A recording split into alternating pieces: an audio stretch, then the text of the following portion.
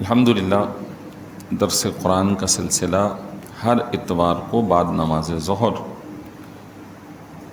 سورہ فاتحہ اور الف لام میم سے چل رہا ہے، اور اب الحمدللہ یہ 17واں پارہ سورہ انبیاء تک پہنچ گیا ہے۔ اللہ تعالیٰ سے دعا کرتے ہیں اللہ ہمیں بقیہ بھی قرآن سمجھنے، سیکھنے، سننے، عمل کی توفیق عطا فرمائے، کیونکہ صرف ہفتے میں ایک مرتبہ کبھی 3 آیتیں کبھی 4 آیتیں، تو اس کے اندر ٹائم لازم باتیں لگتا ہے باتوں کو سمجھنے میں۔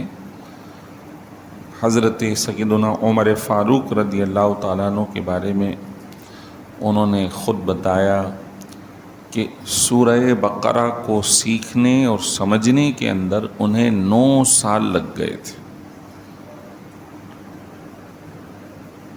تو بہرحال وہ وجہ یہی تھی کہ ہفتے میں 1 مرتبہ 2 مرتبہ باقاعدہ درس میں بیٹھا کرتے تھے، اور نبی رحمت صلی اللہ علیہ وسلم ہر جمعرات کو درس دیا کرتے تھے۔ اور حضرت عبداللہ ابن مسعود رضی اللہ تعالیٰ عنہ جب عراق گئے، انہیں حضرت عمر فاروق نے بھیجا، تو وہاں جا کے انہوں نے بھی درس قرآن اور مسائل دیے، تو شاگردوں نے، دیگر سامعین نے عرض کی کہ ہماری طلب ہے آپ روزانہ دیا کرے درس۔ تو آپ نے فرمایا کہ میں تمہارا اسی طرح خیال رکھتا ہوں جس طرح سرکار دو عالم صلی اللہ علیہ وسلم ہمارا خیال رکھا کرتے تھے۔ حضور ہفتے میں 1 مرتبہ درس دیا کرتے تھے۔ تو بہرحال ان کی طلب تو ماشاءاللہ بہت تھی کہ ان کی طلب تو بہت تھی، وہ درس سنتے اس نیت سے تھے کہ عمل میں لے آئیں، عمل کے اندر اسے اتار لیں۔ جب تک اس عمل میں نہیں لاتے تھے اس وقت تک وہ اگلی چیز کو سیکھنے کے لیے جھجکتے تھے۔ تو ہمارا معاملہ تو یہ ہے کہ عمل بہرحال کمزور ہے، تو نیت ضرور کرنی چاہیے مولا جو سیکھیں اس پہ عمل کر لیں، جو سیکھیں سنیں، اللہ ہمیں عمل کی توفیق عطا فرمائے۔ آج کی جو آیت ہے وہ حضرت زکریا علیہ السلام کے حوالے سے، ان کا تذکرہ سورہ آل عمران 3 پارے میں بھی گزر چکا ہے، ان کا تذکرہ سورہ مریم میں بھی گزر چکا ہے، اور اب یہ 3 مقام پہ آ رہا۔ آیت کا آغاز یوں ہوتا ہے وَزَكَرِيَّا، اے نبی محترم صلی اللہ علیہ وسلم آپ زکریا علیہ السلام کو یاد کریں یا ان کا ذکر کریں، ان کا بیان کریں۔ اِذْ نَادَى رَبَّهُ، جب انہوں نے اپنے رب کو پکارا، ربی اے میرے رب، لا تذرنی فردن، مجھے اکیلا نہ چھوڑنا، وَأَنْتَ خَيْرُ الْوَارِثِينَ، اور تو بہترین وارث عطا کرنے والا ہے، تو سب وارثوں میں سے بہترین وارث ہے۔ حضرت زکریا علیہ السلام کی بھی عمر کافی ہو چکی تھی، اور ان کی اہلیہ محترمہ بانجھ تھیں، یعنی کہ اولاد ہونے کا امکان نہیں تھا۔ اولاد کی کمی کے باعث آپ سارے کام کرنے کے باوجود اولاد کی طلب، اس کی آزمائش میں حضرت زکریا علیہ السلام تھے۔ حالانکہ بیت المقدس میں اپنے زمانے میں پورے علاقے کے سربراہ آپ تھے، آپ لوگوں کی تربیت فرمایا کرتے تھے، اور حضرت زکریا حضرت مریم کے خالو ہیں، حضرت مریم بھانجی ہیں، اور یہ پہلی خاتون تھیں جو بیت المقدس میں اس کی صفائی ستھرائی اور خدمت مسجد کے لیے وقف ہوئی تھیں۔ حالانکہ ان کے والد نے یہ دعا کی تھی، اللہ اگر میرا بیٹا ہوا تو میں بیت المقدس کی خدمت کے لیے وقف کر دوں گا۔ والدہ نے بھی یہ تمنا کی، لیکن اللہ نے بیٹی عطا کی۔ تو جب پیدائش ہوئی تو کہنے لگی رب کریم مجھے تو بیٹی ملی ہے، میں نے دعا کی تھی کہ بیٹا ہو تو میں وقف کر دوں مسجد کی خدمت کے لیے، بیت المقدس کی۔ تو اللہ تعالیٰ نے فرمایا کہ یہ بیٹی ایسی ہے کہ جو بیٹا ہوتا وہ بھی اس کے برابر نہ ہوتا۔ کیوں کہ اس بیٹی کے یہاں آئندہ اللہ نے ایک بیٹا حضرت عیسیٰ علیہ السلام پیدا فرمانا، یعنی بی بی مریم ایک نبی مرسل کی والدہ ہوں گی۔ بہرحال تو حضرت زکریہ علیہ السلام اللہ کی بارگاہ میں دعا کرتے تھے، یرثنی و یرث من آل، تو وہ کہتے تھے رب کریم تو مجھے ایک بیٹا دے دے جو میرا وارث بن جائے، اور جو میرے پچھلے آباء و اجداد ہیں ان سب کا وارث ہو جائے۔ اب یہاں بات سمجھنے کی ہے کہ انبیاء علیہم السلام کے بارے میں نبی رحمت سرکار دو جہاں صلی اللہ علیہ وسلم کی ایک حدیث شریف ہے، جس میں آپ صلی اللہ علیہ وسلم نے اس بات کو ارشاد فرمایا کہ جو انبیاء اور مرسلین علیہم السلام ہوتے ہیں ان کے یہاں وارث مال و جائیداد اس چیز کی وراثت نہیں ہوتی۔ چنانچہ حضور نے فرمایا کہ ان العلماء ہم ورثۃ الانبیاء وورثوا العلم، انبیاء علیہم السلام علم کے وارث بناتے ہیں، علماء انبیاء کے وارث ہیں۔ یہاں پہ یہ وارث مانگ رہے ہیں تو ادھر تمام ہی علماء نے یہ بات لکھی کہ یہ جائیداد کے وارث نہیں مانگ رہے تھے۔ کیوں کہ انبیاء علیہم السلام نہ تو دینار چھوڑتے ہیں، نہ درہم، نہ جائیداد۔ آپ صلی اللہ علیہ وسلم نے ارشاد فرمایا لا نورث، ہم جماعت انبیاء میں وراثت تقسیم نہیں ہوتی، ما ترکنا صدقۃ، ہم جو کچھ بھی چھوڑ جائیں وہ سارا کا سارا صدقہ اللہ کی بارگاہ میں صدقہ ہوگا۔ تو حضرت زکریا علیہ السلام نے یہ دعا کی، کہاں کی؟ تو حضرت زکریا مسلسل دعا کرتے تھے، تو ایک روز بی بی مریم جہاں رہتی تھی بیت المقدس میں اور خدمت کرتی تھیں، تو رات بھر وہ عبادت بھی مصروف رہتی تھیں اور کوئی بندہ اجنبی ان کے پاس آنا جانا نہیں کرتا تھا، وہ پاک باز پاک خاتون تھیں۔ تو ایک روز سیدنا زکریا علیہ السلام ان کے حجرے میں گئے دیکھنے کے لیے، تو دیکھا کہ ان کے حجرے میں پھل فروٹ اور دیگر چیزیں بے موسم کی موجود ہیں۔ تو انہوں نے پوچھا انا لکی ھذا، اے مریم یہ تمہارے پاس کہاں سے آ گیا، یہ کہاں سے آیا؟ قالت ہوا من عند اللہ، انہوں نے کہا یہ سب میرے رب نے مجھے عطا کیا ہے۔ ان اللہ یرزق من یشاء بغیر حساب، اللہ تعالیٰ جسے چاہے بلا حساب عطا فرما دے۔ تو یہ جو الفاظ ہیں اللہ تعالیٰ جسے چاہے بلا حساب عطا فرما دے، یہ بی بی مریم کے الفاظ جو قرآن نے کوٹ کیے۔ تو حضرت بی بی مریم نہ کہیں جاتی نہ آتی، نہ کوئی اور ان کے پاس جاتا آتا، وہ اللہ کی عبادت میں مصروف رہتی اور اللہ تبارک و تعالیٰ فرشتوں کے ذریعے انہیں کھانا فراہم فرما دیتا تھا۔ تو اسباب کے اختیار کرنے کے بارے میں ہمیں حکم دیا گیا ہے کہ تم کام کاج کرو، محنت کرو، تجارت کرو، اس کے بعد روزی ملے گی، لیکن اللہ تبارک و تعالیٰ اس بات پر بھی قادر ہے کہ بلا اسباب عطا فرما دے، لیکن ہمیں حکم ہے کہ ہم اسباب اختیار کریں۔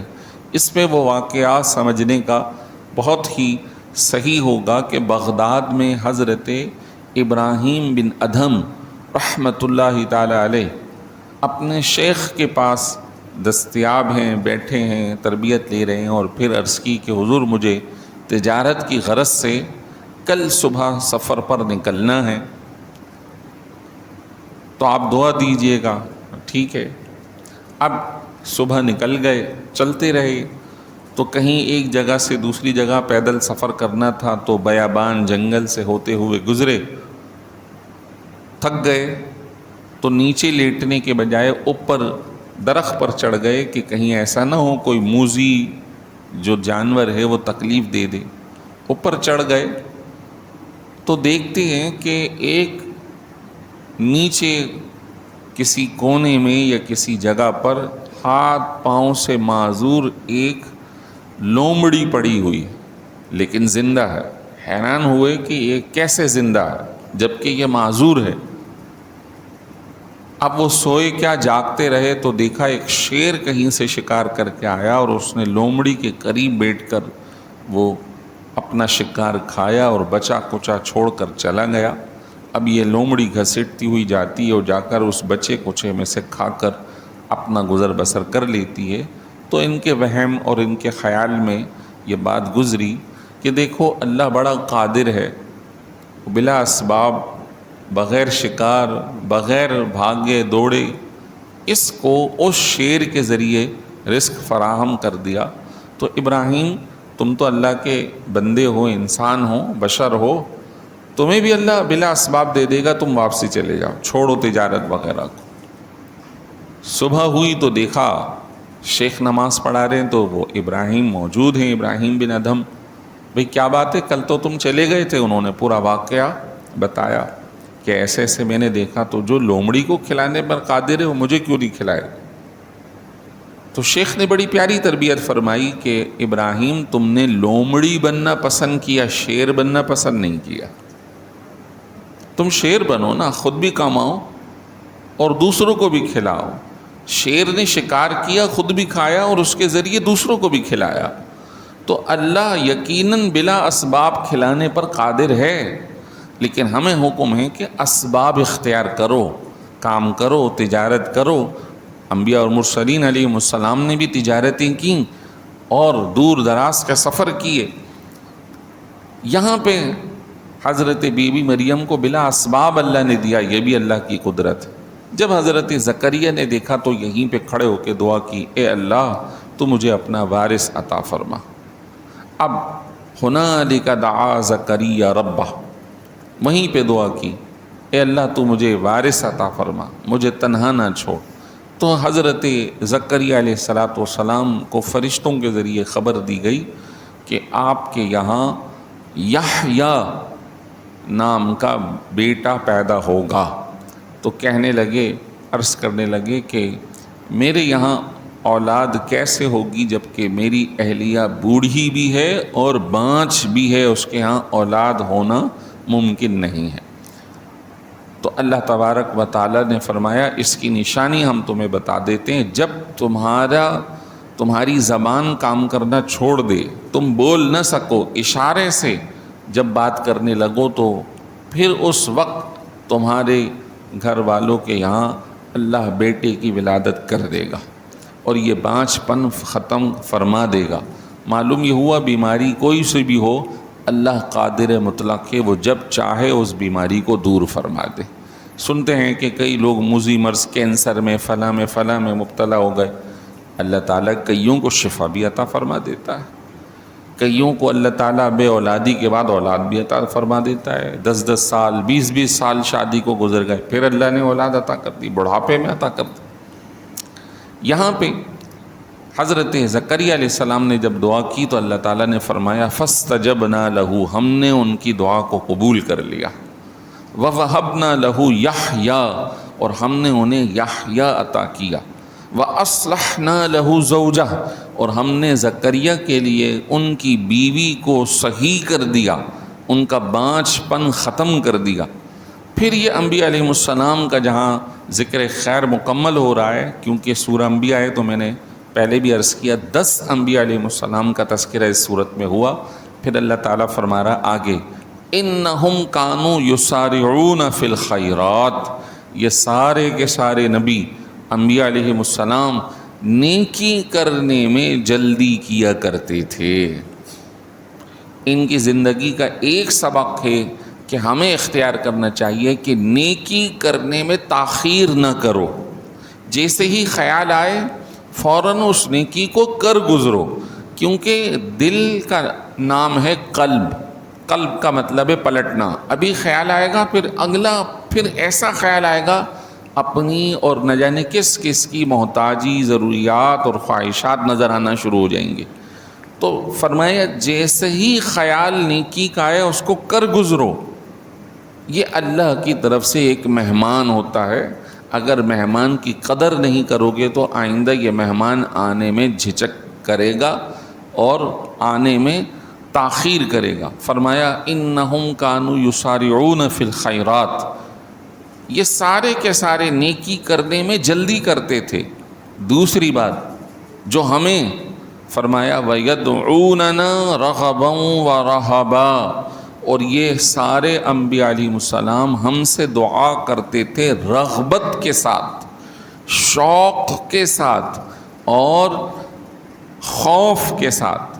یعنی شوق یہ ہوتا تھا، طلب یہ ہوتی تھی اللہ تبارک و تعالی ہمارا یہ معاملہ فرما دے، یہ میری مشکل آسان فرما دے، یہ تکالیف دور فرما دے، اور خوف یہ رہتا تھا کہ اللہ تبارک و تعالی کہیں ہمیں گرفت نہ فرمائے، آزمائش میں مبتلا نہ فرمائے۔ یہی دو کیفیتیں مومن کی مثال ہیں۔ وہ اتنا بے خوف نہ ہو کہ مایوس ہو جائے، اور اتنا جناب والا وہ اللہ تبارک و تعالی کی بارگاہ میں اتنا جری ہو جائے کہ گناہ کرتے وقت بھی جھجک ہی نہیں رہا۔ نہیں، دونوں کیفیتیں سامنے رکھے، شوق بھی ہو، رغبت بھی ہو، اور بخشش کی امید بھی ہو، اور خوف بھی ہو کہ میں پکڑا بھی جا سکتا ہوں۔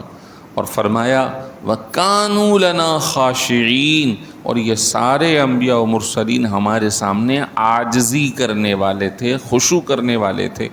تو آج کا دن بھی جس طرح بھی دعا امام صاحب نے مانگی کہ عاشورہ کا ہی دن تھا کہ ان انبیاء علیہ السلام کی مشکلات کو اللہ نے آسان فرمایا۔ حضرت آدم کی دعا قبول ہوئی، حضرت یونس کو مچھلی کے پیٹ سے نجات ملی، حضرت ادریس کو آسمانوں میں اٹھا لیا گیا، حضرت موسیٰ کو نجات مل گئی، حضرت نوح کی کشتی ٹھہر گئی۔ یہ بڑے بڑے واقعات ہیں جو سبق آموز ہیں، اور آج کے دن کو اللہ نے اس کے لیے منتخب فرمایا، یعنی عاشورہ کا، محرم کا 10واں دن۔ تو آج بھی شوق اور خوف، رغبت اور رہب دونوں کی کیفیت میں اللہ سے تنہائی میں خوب دعا کریں۔ اللہ تعالی ہماری ساری دعائیں قبول فرمائے، ہماری آزمائشیں دور فرما دے۔ اللہ امت مسلمہ کو کامیابی عطا فرمائے، اسلام کو غلبہ عطا فرمائے۔ وآخر دعوانا ان الحمد للہ رب العالمین۔